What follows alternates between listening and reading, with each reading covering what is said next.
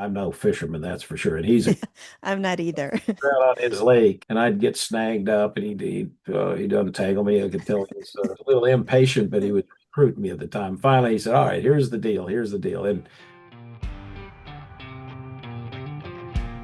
Today on the sideline, I'm talking with former Memphis Showboats president and general manager and longtime AutoZone Liberty Bowl executive director, Steve Ehrhart, is up next.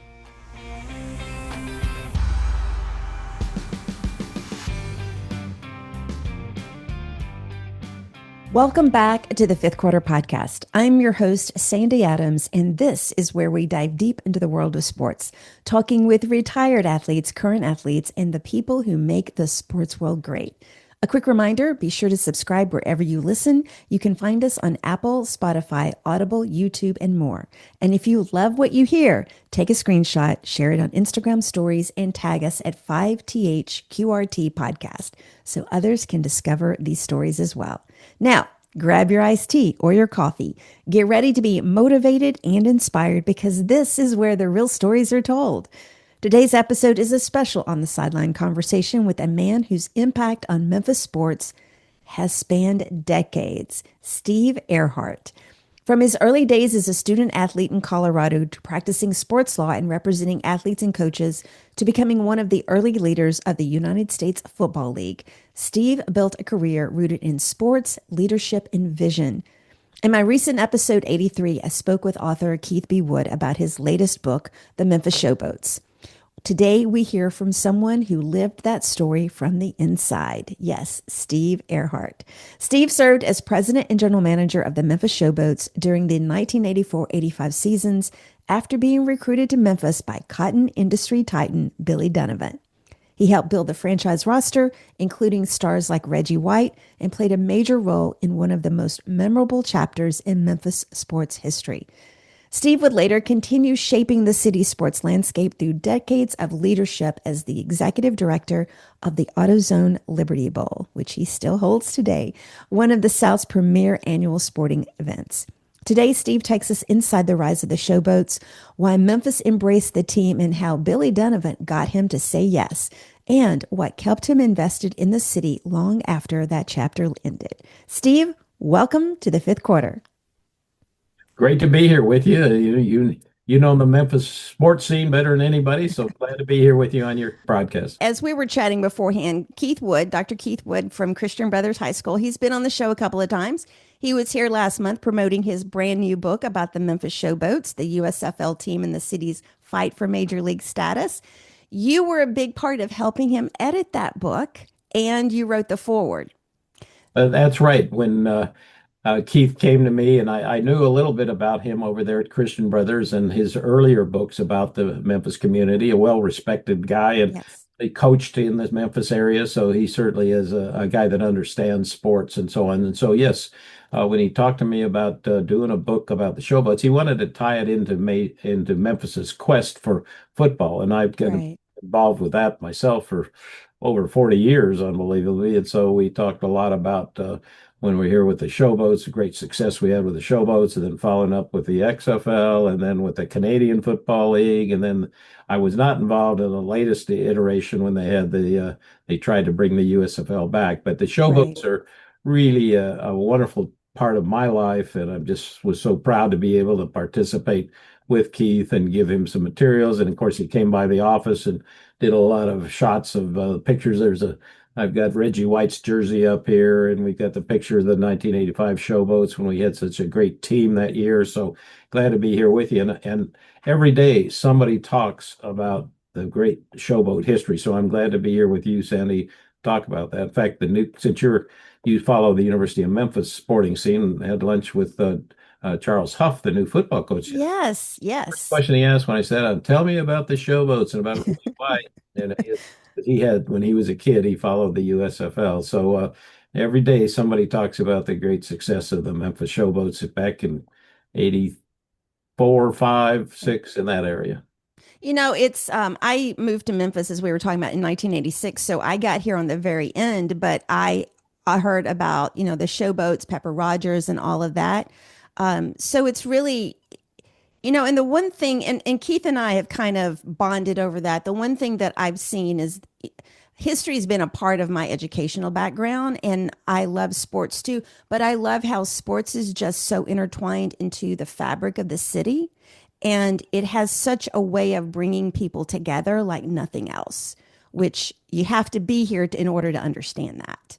Well, that's a great point, Sam. And I think it's to some degree part of the American culture. And I Yes. always use a guy that took me under wing. Some of your followers will not remember Danny Thomas, the founder of Yes. the Children's Research Hospital, one of Memphis's great institutions. He took me under wing a little bit. He was a great football guy. A lot of people don't realize that I Danny didn't know Thomas, that. he owned a minority interest in the Miami Dolphins football team, and a Oh, lot of people wow. didn't realize that. I've got some great old video, black and white. He and Sammy Davis Jr., his buddy, running up and down the Yeah. sidelines there with the Dolphins games back. I guess it was the late '70s, early '80s, and so. He told me there's Earhart, there's two ways to reach the American public. It's through entertainment and through sports.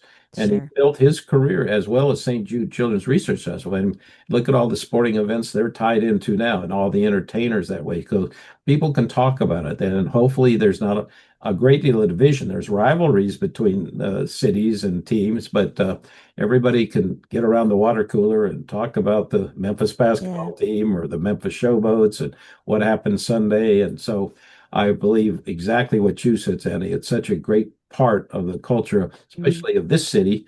Yes. Memphis is yearning and trying and working hard to become a major league city. So yeah, we're proud to be part of that. And I think from people looking on the outside, they see the music scene and they think that that's all that's made up of the city, and it's really not. There's just so much more. Um, you grew up in Colorado. You went to college there. You got your law degree there, if I did my research correct. Absolutely right. Okay. And then you went to New York to run the USFL headquarters. That's right. When we started the league back in, and that's part of this the quest that Keith Wood is on in 1982. Salaries were way down in the Mm, NFL. The NFL was really emerging.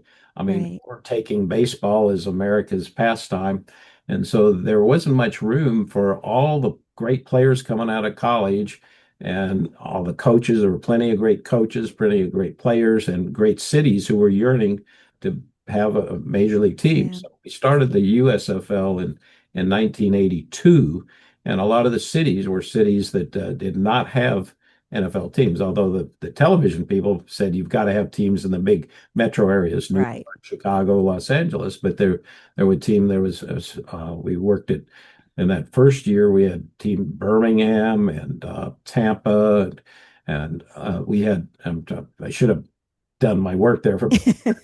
But then we expanded and the following year, and that's when Memphis came in to the league a year later. We played 1 year of the USFL.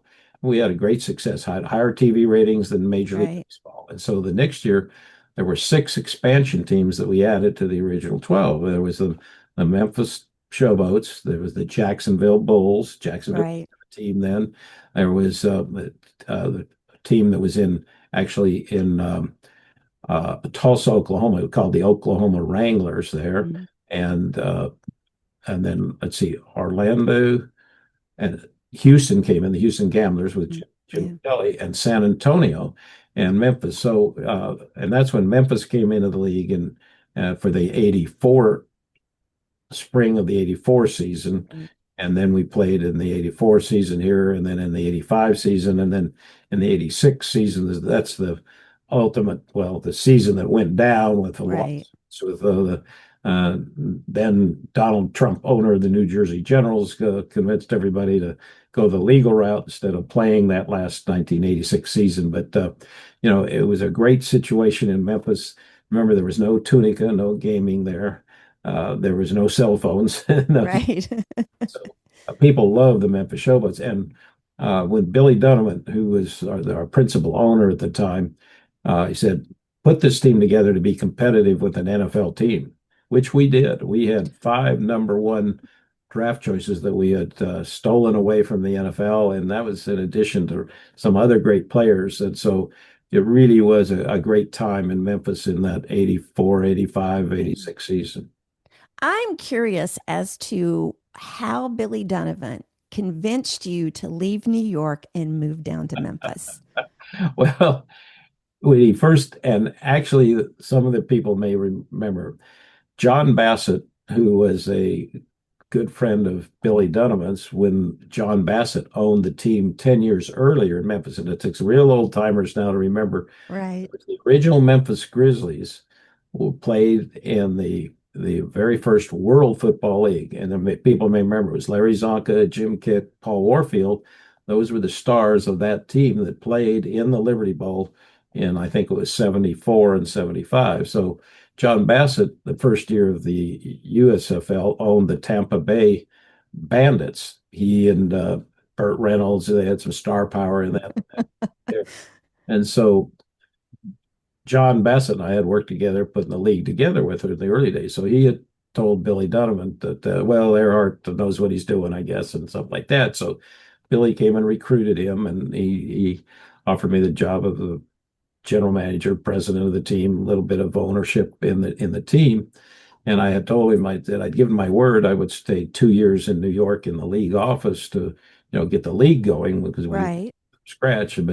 But Billy, yeah, I had to turn him down. But he get into, I guess, my career, and I hopefully I'm still involved with Billy's family. But so waited 6 months till I'd finished my Right. to the league. And so then he brought me down to Memphis.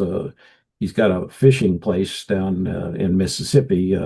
And so he took me out. I'm no fisherman, that's for sure. And he's I'm not either. out on his lake, and I'd get snagged up, and he'd untangle me. I could tell he was a little impatient, but he was recruiting me at the time. Finally, he said, "All right, here's the deal. Here's the deal, and we're not going back to shore until you say yes. You're coming to Memphis." So it was in the boat. Reminded me a little bit of The Godfather, where I'm not letting you out of the boat until you say yes and commit to come down here. And so, and we we shook hands in that boat and went back to shore, and then we moved down here. And my family's been here, and my son and grandkids are here going to Yeah. U.S. same schools there. So, yes, that was the background of Billy making me the Godfather offer. That's one you cannot say no to. Now, had you been to Memphis a lot before that trip? No, I had my initial real, I guess, contact with Memphis was I was a dumb and young assistant coach at the University of Colorado, and Mm. we played Alabama in the 1969 Liberty Bowl, the football game. I And was 1 year old.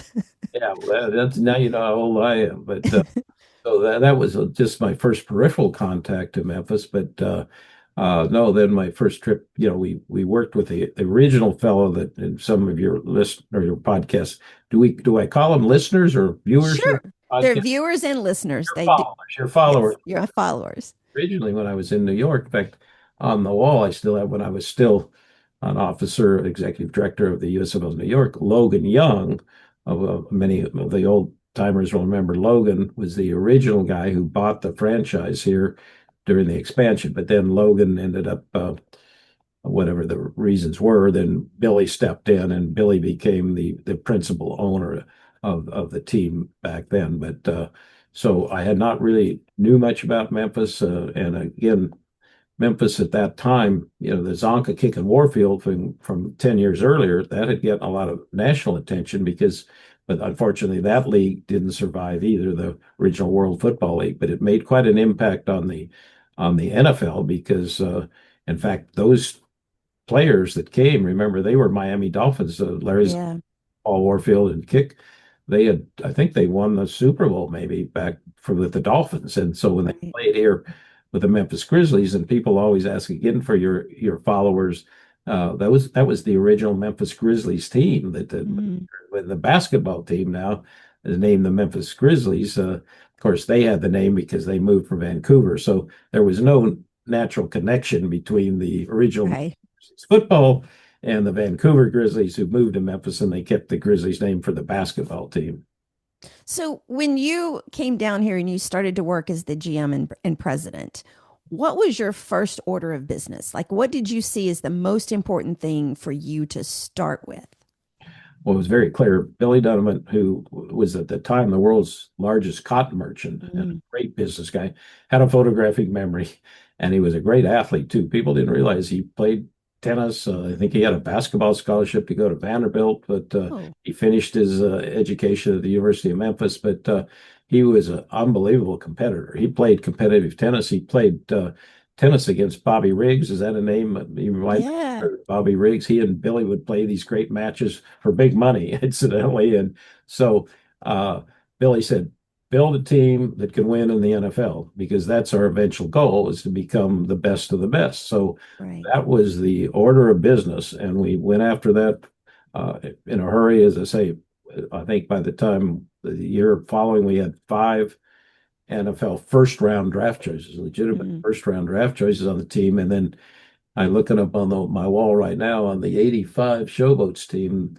There were 17 of those players were still playing in the NFL 5 years later in 1990. yes, And of course, Reggie White, maybe the best defensive lineman that's ever lived, ever played in either league, was on that team. And so we built a team. Now, we probably weren't quite ready to beat an NFL team, but our frontline players were plenty good enough. As I say, when Reggie White left our team to go to the Eagles. I remember telling the owner of the Eagles who had come down to Memphis when they were tampering with his contract, to be yeah, blunt. Uh, I told Mr. Well, I use his name here, but I said, he's not only better than anybody you got on the Philadelphia Eagles, he may be better than anybody in your whole right, league.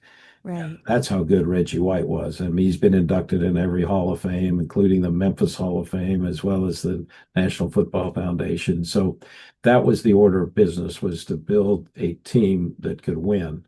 And by that first year that I was here, we did get to the second round of the playoffs, but we ended up getting beat by I guess it was the Stars that had such a good team that year. They beat Sure. the Generals in the playoff. But yeah, but that brought enthusiasm to Memphis and respect. And again, the pictures of the sold out Liberty Bowl Stadium with the Showboats, springtime and nice weather, and we had a great run there and great enthusiasm, and still people all every day come back and say, "Man, I sure enjoyed the Showboats. What a great team." So let's talk about Reggie White for a second. So when did you, because my football history is not that great, but when did you first take notice of him and then realize he was going to be such a big part of what you wanted to build? I guess I know he was here. No, he had a great career at the University of Tennessee, so I'm not knocking that down. But the day I really realized how unbelievable he was we were at Rhodes College. I think maybe at that time it was still Southwestern, but Rhodes College is where we had our training camp. Right. So this was before practice one day. Some of the guys were out there playing 2-on-2 touch football.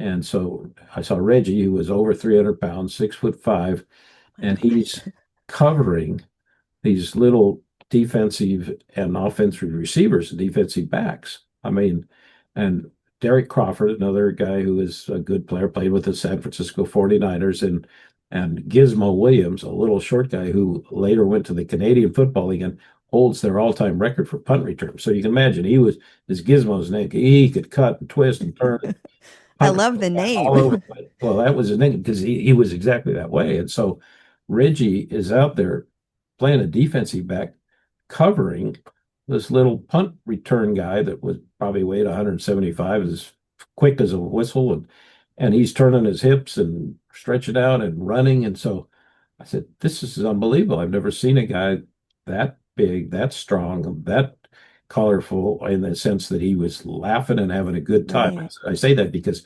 attitude is a heck of a It is. part of your day. And so I knew at that time. I said, "This is unbelievable." And of course, that's when I told the Eagles, and they brought him in. He didn't even go to training camp the year he went there. And his first game, I think he got 2 sacks, and then he led the league for years in sacks Wow. because he had that ability to strength and speed and being able to turn his body, agility for a big man. So that was the day that I said, "Man, this is something special." Okay, so we know about Reggie White. We know about the other ones. Who is one Showboats player that history is kind of forgotten but deserves more credit, in your opinion? That's a really good. I would say maybe if I can say there were You three or can say there were three or more, three or four because so many of them went on to great. Larry Rubens was our center. He went on was the starting center for the Chicago Bears when they won the Super Bowl. A name that a lot of people don't really remember. Timmy Spencer was one of our running backs who played for the San Diego Chargers for years as starting running back.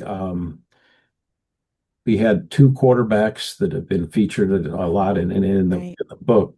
He does a lot about the two quarterbacks that were competing with each other for playing time during the year. Mike Kelly, who came from Georgia Tech, who is more a Right, classic passing quarterback, and Walter Lewis, who is the option quarterback from the University of Alabama. With Walter, the year before he signed with the Showboats, he was the starting quarterback for Alabama with Bear Bryant's last year wow, when they beat Illinois in the famous Liberty Bowl game, of right, which Bear then that was his last college game. right. Announced that that would be his last game here in the Liberty Bowl against Illinois, and then unfortunately he passed away like 3 weeks later after the bowl game. But Walter was the star quarterback there. So in the book, Keith talks a lot about how Walter was the option quarterback, fast, good runner.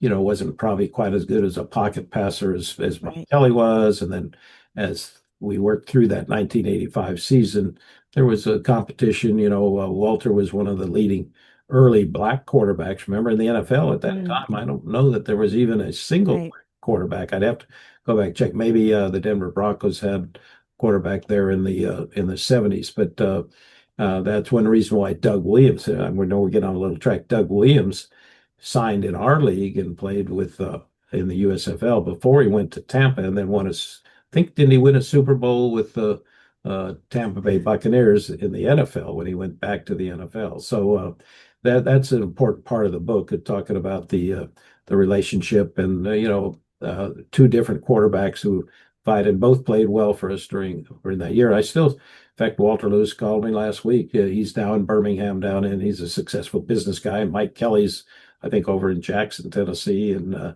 Oh, very that's close to successful. where I grew up. Yeah, very successful business guy. So those are two guys that really. But I'm really proud. I keep looking up at the wall here, looking at some of the names on the wall here. But we had some characters, but Reggie was absolutely the team leader, and he had that great mental approach to the game too. Why would he won here? He won when he went to let's see, he went to Green Bay. Mhm. Then he went to Charlotte, and it Right. made people around him better. And he had a great sense of humor too. A lot of people don't realize maybe this breaking it on your Sandy. The people that knew him well, that he could imitate any kind of dog bark. I mean, he can bark like a big tough German Shepherd, or he can bark like a little little tiny dog. So he'd hide behind the corner, and when one of his teammates would come around the corner, he'd give him a big bark. Okay, that's He would funny. fall down on the floor. But he had that sense of being able to be the leader on the field, leader mentally, but Right. also he was so well respected because he wasn't tough on teammates, but he got great performance out of them because he was such a blessed player, not only his approach to the game, but physical and mental as well. So let's talk about the coach, Pepper Rogers. What was he like behind closed doors? Well, Pepper was unique. Let's put it that way. Let's say unique and very smart, very clever kind of guy. He had a great history. Probably your followers would know Mm, that he was a great athlete at Georgia Tech. I mean, he played in the Orange Bowl. He set some records. He was also, I think, kicker for Georgia Tech. right. And then he went on. He coached everywhere he coached in college. He was successful. I think he had some time at the Air Force Academy. He then Wow. he was head coach at Kansas, and I think he had John Riggins, great running back there at Kansas. Kansas was the head coach at UCLA. I hope I'm remembering this right. I didn't.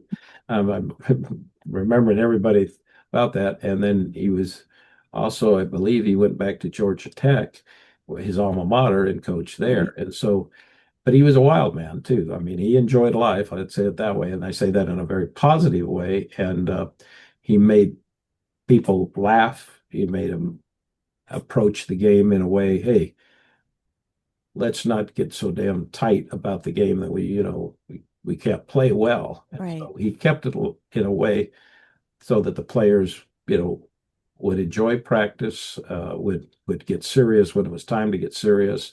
And the name of our offense was called Pepperball because it was unpredictable and he have a lot of fun with the play. He actually wrote a book or two himself, about I think Fourth and Long Gone was the name of the title Right. of one of his books. But he was a very accomplished and very intellectual guy in a lot of ways. He would always make people around him have a good time. And so Pepperball, it was a unique brand of ball, and so I think we all miss him today. But and a very successful coach too. I mean, people sometimes say, "Well, who are the great coaches?" But from his career as a player to college to Right. coaching in the USFL. So he did a lot of work back in Washington D.C. and he was close friends with Fred Smith, the founder and CEO of of FedEx, and Fred and he were great friends, and unfortunately they're both gone now. Right. It was interesting. I shared this on the episode with Keith, but one of my friends who's a couple of years older than me, when he was at Memphis State living in the dorm, Pepper came into one of the lounges on one of the floors in on the guys' side to promote the football games, trying to Oh, get really? people, yeah, trying to get people to come out. With the NFL draft that just happened, is there any great story around Pepper being involved with the draft picks or with trades or anything like that?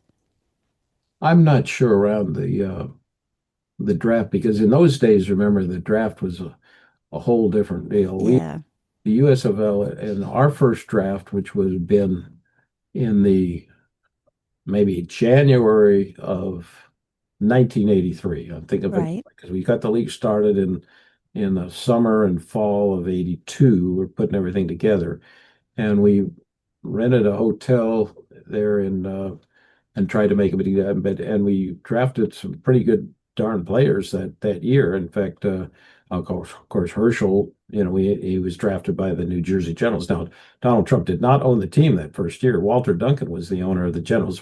Donald didn't buy it until a year later. But so in the hotel we were at, we tried to make a little bit show because Chet Simmons, who was then the commissioner of the league, had been president of ESPN. So we got it on ESPN now. And the NFL didn't draft until later, I think in April that year, much right. like they do now. And so we got out ahead of them. But the NFL was very stodgy. It was no show like it is now. It's grown. Yeah, It's unbelievable now. But there wasn't a lot of there most of the time it was on the phone calls and sending people in, and maybe some teams had some representatives there, but we pioneered making it into a media type event, and it's unbelievable what it is today. it But is very much so. but as far as Pepper, when we had our expansion draft, we were just really trying to dig out in what would have been before the 85 season. You know, John Corker, for example, we picked him up from the Michigan team from the year Right, before, and we had several other players that we had picked up from other teams. So it was pretty businesslike there, but he was able to help where Pepper's magic was like, for example, I'll use two players' names, Leonard Coleman and Mossy Cade. And these guys had both number one draft picks in the NFL. I'm number one picks. I believe Leonard was a number one pick uh, of the Colts. I believe that. I might be wrong on that. And then Mossy, I thought, was the Chargers. So for right, us as an upstart league to go compete against the power of the NFL, and Pepper was great in engaging with the players and say, "You come down here and you have a great time," and they get them laughing and enjoying coming down here to play in Memphis. So I think it was once the draft was over, he was able to, really be a important part because the NFL didn't want to lose those players to little old Memphis Showboats, out of right. taking the players away from the big NFL teams with all their money and power and juice and tradition. And so that's where he was really, really good at interacting and and working to bring it. And it was an overall, the Billy Dunavant had a great name and a great recognition, and we were building an NFL style program here. In fact, Right. I think we had probably, remember, the NFL was not what it is today. I mean, it's a No. behemoth now, but in those days, I mean, and we signed Tyrone McGriff, who was a lineman who had been a starting guard for the Pittsburgh Steelers Super Bowl team the year before. And we were able to convince Tyrone to come down here and play. So that's where we were recruiting. The NFL was a little bit, hey, here's the money, honey, not too much of hey, we want you to be here and we're going to watch out, take care of you. You're going to have fun down here playing. Plus, we were competitive in a lot of ways with the money Right. with the NFL at the time. Nowadays, you can't touch the money in the NFL. I mean, it's just growing unbelievably. Do you think the money was the biggest factor that pulled those players in down to Memphis to play in the Showboats? No, I think it was a combination of, like, for example, the Tampa Bay Buccaneers at the time had Right. a tough, a tough reputation. In fact, remember Bo Jackson, another guy who had some hit story there. I remember talking with Bo about coming to sign with the Kansas City Royals and play baseball.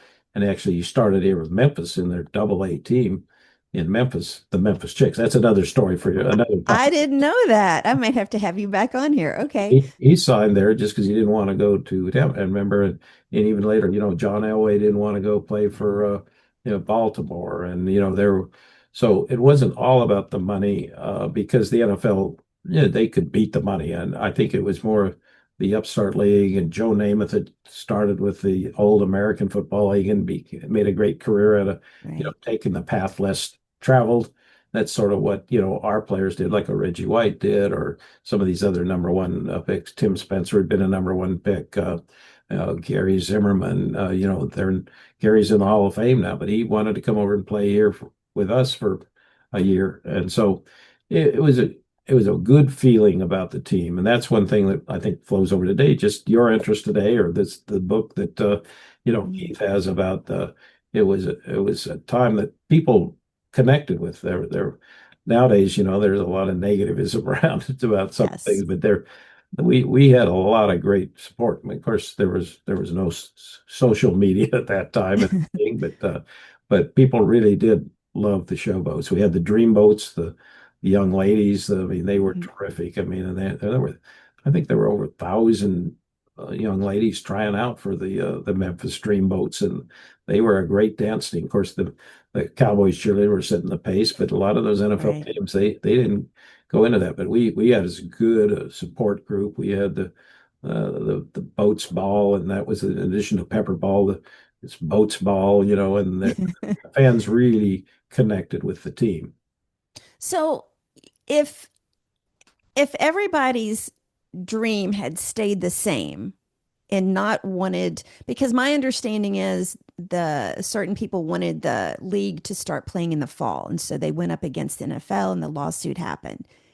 If if the league had really stayed in playing during the spring and not competing with the NFL, do you see that it might have lasted much longer? Oh, absolutely. In fact, there were a lot of good experts, economic experts that said, hey, you Mm, need to stay in the spring. You can right, get enough TV money to be, be able to continue to play and be vital. Whereas when we went into the fall, then we had to would have had we never right, did play a game in the fall, would have had to fight not only the NFL but college football as well. So the big difference that I see, in fact, I was talking to some folks the other day. What the current spring leagues miss now, they don't have the star, the great players. right. To play in the springtime, you had to get recognizable players. The fans are smart. They're going to figure it out. And so in our league, we had players like Reggie White, but we also, the league had signed three straight Heisman Trophy winners. Herschel Walker, the first, Which is crazy. Mike Yes. Rozier from Nebraska, the second year, Doug Flutie from Boston College, the third year. And we signed Jim Kelly, a Hall of Fame quarterback. We Right. signed Steve Young, Hall of Fame quarterback, Walter Lewis, who we talked about earlier. So we had the star players that we kept them in the spring, we would have been going. And then I think the economic pressures would have eventually, there would have been some type of merger, just like what happened with the American Football League with Right. the NFL back, 40 years or 20 years before us. Right. And so, but we would have continue to be successful, and certain teams were been in a tough spot. That's one reason why the Michigan Panthers, who were a very successful team, they didn't want to go up against the Detroit Lions in the fall, so they moved and relocated to Oakland because the Oakland Raiders had left to go to Los Right. Angeles then, and so the Oakland Invaders was the name of that team. Were a very good team there. The Philadelphia team moved out of Philadelphia into Baltimore because the Colts had left to go to Indianapolis. So, yeah, that's a great question, Sandy. That I would say that yes, I think we would have had a great 1986 year because we had shrunk down and we had 8 teams. For example, Herschel was still up in New York, but they also Yeah. had Jim Kelly was going to go up there and be his quarterback that year, and they would have just been terrific. And we were lining up some really better players, backup play. We didn't have some really good frontline players, but to make the Showboats really a team that would be able to play in the NFL. So I think we'd have probably played another couple of years, and then the economic forces would have driven a deal because we were close to a deal. Right. It's been one of the unwritten scenarios. There was a lot of talks about making a deal with the NFL even before the trial, the famous Right. trial that ended up. I hate to even think about it. It makes me upset even thinking about that. But um, and Memphis would have been one of the teams, and that I think that's what I keep showing this, but in Keith's book, that would have, um, you know, Memphis would have been if I had to predict, we'd have played a couple more years. Then I think Baltimore would have come in because Baltimore had Right. the Colts before. Sure. We would have made it. Arizona would have made it because the Cardinals were still in St. Louis. So Arizona would have come in and Oakland. So those 4 teams, and that's what caused, and of course, the other teams were upset, thinking, well, why would those 4 go in? Why wouldn't Jacksonville have a chance to come in? And of course, Donald Trump he wanted the Generals to come in and be a third team in New York, but the Giants and the Jets hated that. So, but that's my prediction of what would have a hypothesis, if that's the right word, of what would have happened. So so in 86 is when the team disbanded and the league disbanded, correct? Correct. And I hate so that word anyway, by the way. what now? Disbanded. I hate that word. Oh, disbanded. Okay. Well, we had to disband, but because there weren't enough teams. We were ready to go in Memphis. We Sure. were ready to play. We had the team players under contract and ready to go, had a coaching staff, and we're ready to go. Unfortunately, that was a real tough day down here in Memphis. So what did you decide to do after that? Here, the reason you came down here is no longer. So what did you decide that you wanted to do? I mean, we know what you did do now, but what was that thought in your head about what do you do next? Well, we thought we were going to win. We thought we were going to win the appeal. That's the only Right. reason we delayed playing in our minds because of the crazy verdict that came out. Right. All the lawyers were sure you're going to win on appeal. And so we kept the team and the coaches together going through that 80. So our immediate action plan was to stay ready to go. And we kept most of our play. Now, Reggie, we did negotiate with the Eagles and, did release Reggie. He was too great a player to sit out for Yeah. a year.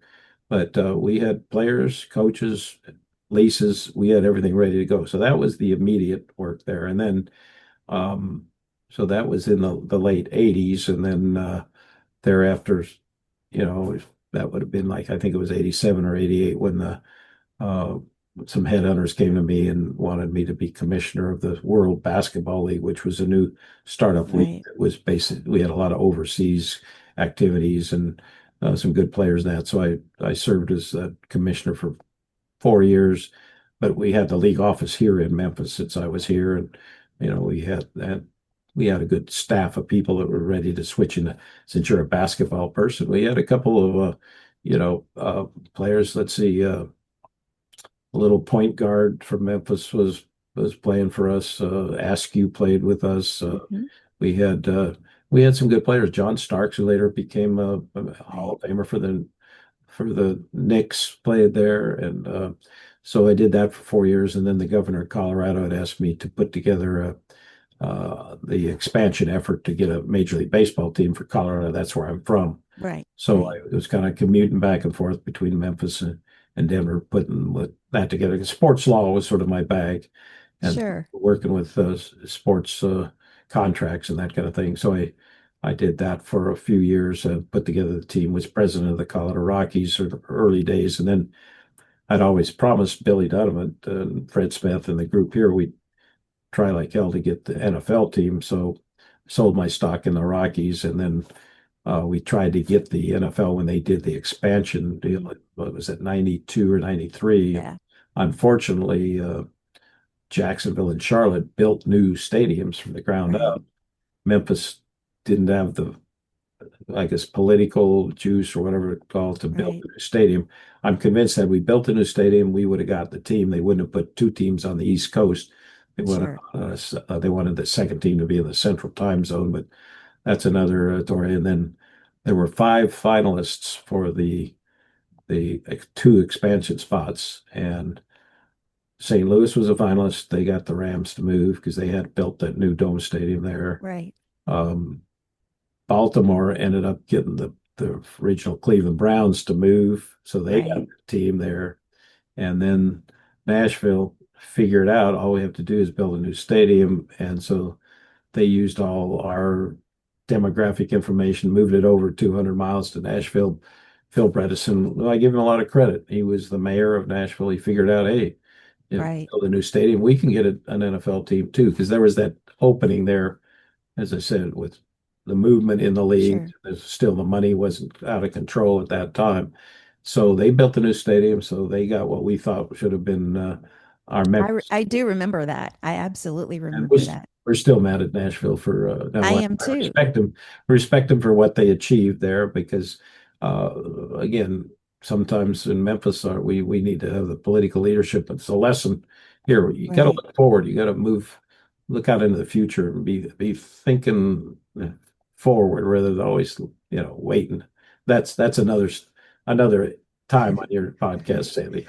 So, what made you take the job as executive director of the Liberty Bowl?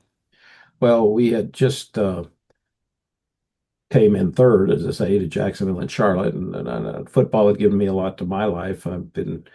Got me, to college and to law school and coaching Right. at the University of Colorado, and it had been great to me, and I loved the game. And so after we didn't get the NFL team, the group, the Liberty Bowl Association, a nonprofit association, asked us to step in and Right. manage the bowl. So I've been doing that. Well, it's 32 years, I think. But in the Yeah. meantime, we tried to have the XFL, and NBC said, let's Hmm. try and do that. We tried to do that, but again, they were short-sighted what they did. And then the Canadian League, we tried to do that when Right. CBS was open there, but that didn't work either. So, I've enjoyed the time, the camaraderie with the college coaches and the players, and it's bowl games are a great experience for the Sure. great number of players. So sometimes, especially the media, they get too fixated on the two or three hotshot players. They're getting the big Right. money anyway. And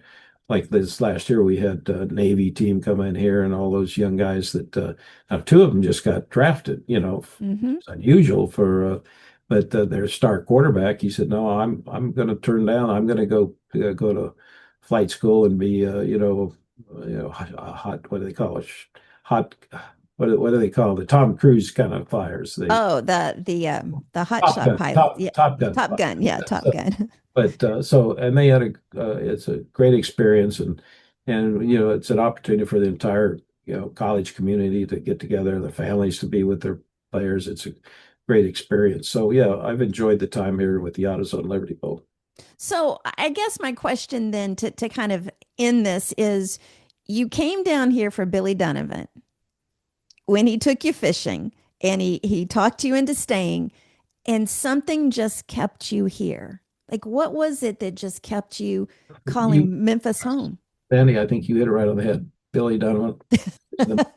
I mean, I would do anything for run through a wall for him. He was a great leader and a great inspiration, and you know, he took his word was his bond, and Right. and so still together with the Dunavant family in that sense, and my sons had great educations, and so a lot of time people ask me, I mean, you could live in Denver or you could live where you live. I said, no, the Memphis people really great. We have our problems, like I say, sometimes we don't look out in the future and think Right. long term. Think Right. That's my thing. We got to think long term, and so we've enjoyed it very much being here, and as long I can do the things and have the camaraderie with the folks in the college football world, and so yeah, so and the people in Memphis, and growing up and how you're doing your podcast here, that there's some really good people. It's not really the deep South, but I would say the mid Sure. South. And when I came down from New York, I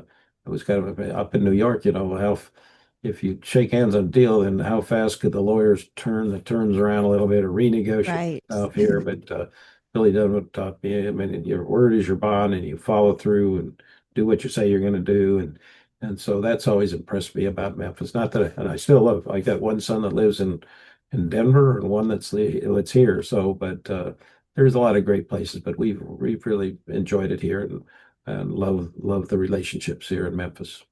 Well, Steve, thank you so much for joining me today. I so appreciate your time, and I hope to get to meet you in person and we can share some more stories. I'd love Uh, to.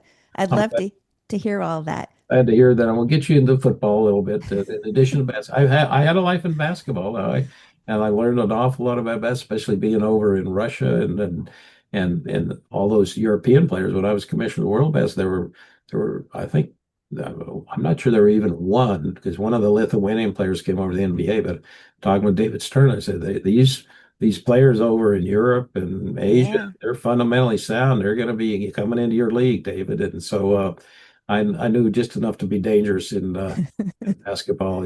Penetrate and kick it back out for a 3-point shooter. Hell, that's what's going on now, and that was what those Europeans and Yeah. Russians were doing in that day.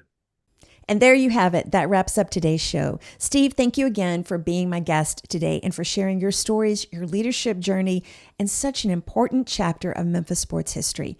And if you out there enjoyed today's conversation, be sure to check out Dr. Keith B. Wood's latest book, The Memphis Showboats, the USFL Team, and the City's Fight for Major League Status. You can purchase it at Amazon or directly through Keith's website at keithbwood.com. Thank you all for watching and listening, especially if you've made it all the way to this end of the show. I truly appreciate your support. And another reminder to subscribe to the show wherever you listen or watch. My mantra is like, share, and review. Follow us on social media at 5THQRT Podcast. Until next time, remember, change is our ally and it paves the way for greatness. Stay inspired. Have a great rest of the week.